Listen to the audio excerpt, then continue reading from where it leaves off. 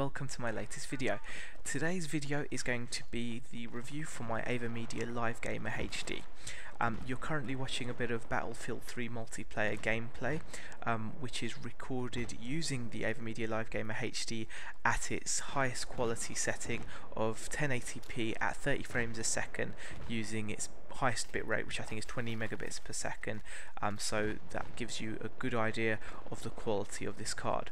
The game itself, I'm not sure of the map or anything like that, but I can tell you that the game itself is being run on ultra graphic settings using my GTX 480 graphics card.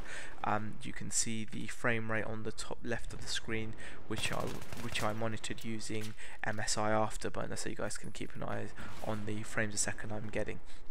So without too much further ado, let's get on with this review. I've put down a few pros and cons here, which I will just quickly zip through to give you guys an idea on whether it's worth buying this card or not. Now, first of all, let's go through the pros. First thing obviously you'll notice when looking at this device is it's an internal device. It's an internal card using a PCIe 1X slot, so it just slots into your motherboard inside your computer, so it's clutter free. It's not like the HD PVR, which obviously is an external device, and since a lot of people do keep their consoles also by their PC gaming setup, it makes your setup that much cleaner and clearer by having the card inside. So I think that's definitely a pro of the card itself.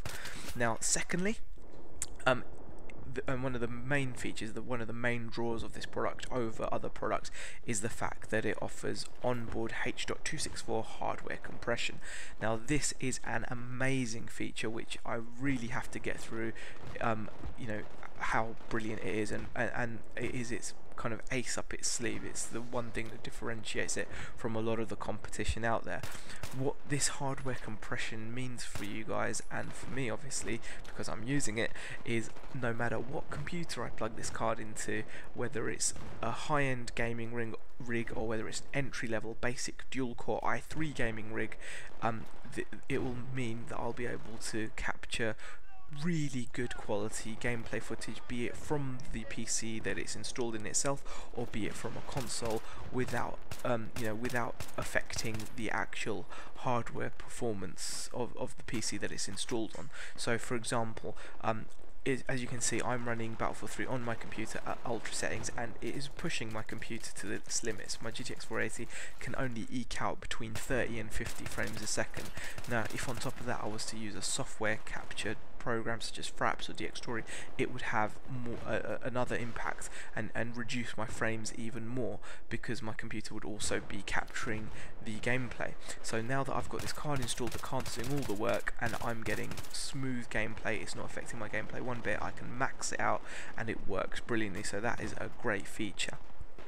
Another pro for the card, I've got to say, is the hot button that comes with it. It's basically like a USB device, plugs into one of your USB ports, and it's just a giant red button that you can put on your desktop. Now, at first I thought it was a bit gimmicky, but I've actually found it to be really useful. You just press it whenever you need it, keep it handy, and then it will start glowing to let you know that your card is recording, and I've actually found it to be a really useful feature. So that's definitely a nice innovation there by Avermedia. Now, finally, I've got to say, in terms of the ease of use of the product, I've got to give Avermedia props for making it a very simple to install product. The software, the Rec Central software that comes with it, is extremely simple to understand and use. In fact, it actually comes with 3 different modes for like your basic user, your medium user, and your pro user. But even the pro setup is so simple. Anyone with even a basic understanding of PC software will be able to zip through all the features that this card has to offer for changing the quality of the bitrate, changing the resolution, etc. It's very clearly laid out and is great. The manual as well is brilliant. One of the few manuals out there which I can say was not a pain to read through. It's got nice diagrams, easy setup guides to how to set this up for your system. So all great things. Now, on to the cons of this card.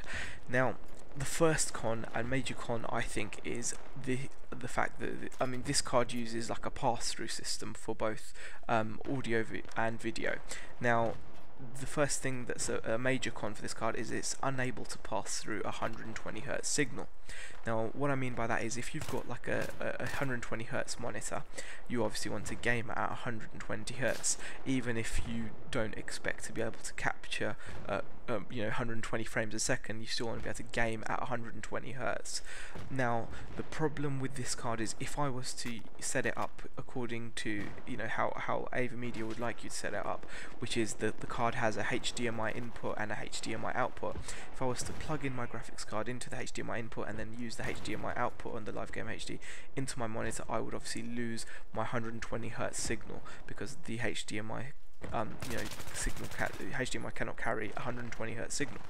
So you can get a workaround, which is what I'm using, where you just use you leave your monitor connected up to your graphics card using dual-link DVI, so you still get your 120 Hz signal, and then you simply use the second output on your graphics card to feed the Live Gamer HD the signal from your graphics card, and then you just clone the desktop, and that allows you to still use your computer in 120 Hz, but when the Live Gamer HD captures your gameplay footage, it will capture it in like its standard 1920 1080p at 30 frames a second. However, this can cause screen tearing.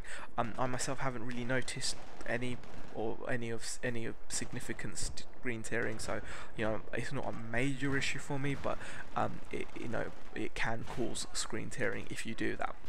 So that's a bit of a negative, for this card. Now, the other negative, and probably the only other negative in my eyes really, is the audio pass-through is very poor quality as well. So I've got an Asus Sonar sound card which produces crystal clear sound quality. When I plug in my headphones into the sound card, I don't get any static. I get a nice clean sound, no hissing at all or anything like that. Now, unfortunately, if I want to use my sound card to feed the Live Gamer HD, so for example, I'm not using I'm not using HDMI all the way through. I'm using my graphics card has a DVI output to the Live Gamer HD, and I don't want to use my graphics card's onboard audio. I want to obviously bypass it and use my sound card's onboard audio. What you have to do in that case is to feed the Live Gamer HD from the output of your sound card. So it goes out of the sound card into the Live Gamer HD, then out of the Live Gamer HD into your headphones or speaker. Now, if you use that method, which is what Avermedia would have you do, you will notice that it produces really bad static and crackling noises. That's even on the desktop. So you plug in your headphones. I've got a really nice set of Razer Black Shark headphones I'm using at the moment. I've plugged those into the Live Gamer HD's audio out. Once I've fed the Live Gamer HD from the audio in, it fed the Live Gamer HD's audio in from my sound card, and suddenly my sound sounds absolutely awful with static and crackling and hissing. And I know it's basically the pass-through of the Live Gamer HD being really poorly shielded or something like that, because it makes it unusable. So again, you have to use a workaround, which is using a 3.5mm jack splitter cable. And what you do is you plug the splitter cable into the output of your sound card, and then use one of the splitter feeds to feed your speakers or your headset, and then the other one to feed the Live Gamer HD so it can get the game sound. So again, it's a workaround. It works, but it's not ideal, because obviously by using a splitter you do lower the volume level to your speakers or headset. Now, that's obviously a bit of a pain, and it's only going to bother you if you're not using HDMI all the way through, because if you just use HDMI signal, the audio and the video will be carried through the HDMI cable. It's only in cases where you're bypassing intentionally the, if I didn't have a sound card it wouldn't be an issue basically, but because I am feeding my speakers through my sound card and I want my sound to come through my sound card, it is an issue, and unfortunately it's quite a major issue, considering how it should work. Now, and that leads me on to the final con, which is the cost. These two issues might be kind of niggly, and they do have workarounds, but you know, I don't expect to use workarounds when I've spent like £150 on a capture card. You know, it's a bit irritating, and so the £150 price then suddenly seems a bit rich for it. However, if you are using HDMI, then it's not going to be an issue. If you are recording, you know, gameplay from your Xbox 360, for example, then these aren't going to be issues for you. These are only issues if you are using a 120Hz monitor and you want to feed your speakers or headset using your sound card. Those are the only times that these are going to be issues. Other than that, you won't come across this. So, I mean, overall, I've got to say, despite these issues, it's still a really good device, and you know, it records in excellent quality. It compresses the video files nicely, so you don't have to have terabytes of storage to store gameplay. You can just record on a whim, so in case you do something cool and you want to share it with the world, you can just, you know, happily record using the Avermedia Live Gamer HD and not worry about hard drive space. And you know, it does a very good job. So, you know, overall I'd say it's a good product. However, there's definitely room for improvement, and to be honest with you, if you were going out there and you're thinking of buying one, bear in mind the 120Hz monitor issue. Obviously, if you don't have a 120Hz monitor, then it's not an issue, and bear in mind the audio pass-through quality issue, because obviously if you're using a dedicated sound card, you will be very disappointed to see your sound quality turn into a crackling, hissing mess once you've fed your sound card through the Live Gamer HD's audio pass-through. So apart from those two niggles, it does function well. However, I cannot say it's like the perfect or the greatest capture card ever because of those issues. So, you know, it's a pretty decent product, but you know, no less and no more and no less. So I hope you guys have found my review of this product useful. And if you did like the review, please you know, leave a like. Please comment if you've got any questions, leave them in the comment section. I love reading comments and answering the comments and questions that I get. It's really great to see interaction from people that are watching my videos. And obviously, if you like my videos enough, please subscribe. It really is appreciated. So thanks for watching, guys, and I shall see you next time.